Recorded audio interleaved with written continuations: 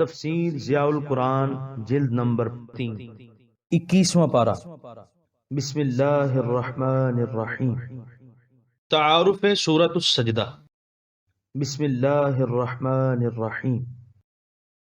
اس سورہ مبارکہ کا نام السجدہ ہے، جو اس کی آیت 15 کے مضمون سے ماخوذ ہے۔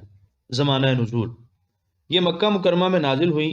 آیات کے اسلوب سے پتہ چلتا ہے کہ اس کا تعلق مکی زندگی کے درمیانی دور سے ہے، جبکہ اسلام کے خلاف کفار نے طعن و تشنیع، استہزاء و تمسخر کی مہم زور شور سے شروع کر دی تھی، لیکن ابھی عمومی ظلم و ستم اور جور و جفا کا آغاز نہیں ہوا تھا۔ اس سورت کی آیات کی تعداد 30 ہے۔ یہ 380 کلمات پر مشتمل ہے اور اس کے 1518 حروف ہیں۔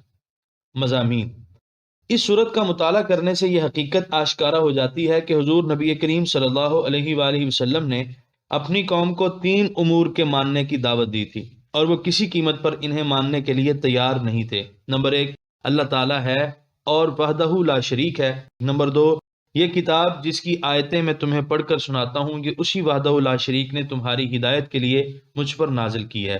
نمبر 3، تمہیں مرنے کے بعد بھلا نہیں دیا جائے گا، بلکہ قیامت کے روز تمہیں اپنی قبروں سے زندہ کر کے اٹھایا جائے گا، اور تمہارے ایک ایک عمل کی تم سے باز پرس کی جائے گی۔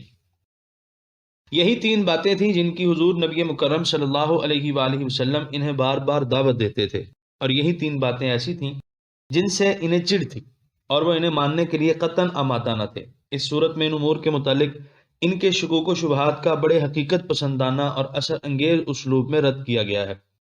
اگر انسان غور و فکر کی قوتوں سے محروم نہ کر دیا گیا ہو تو وہ ان پر ایمان لانے کے لیے مجبور ہو جاتا ہے۔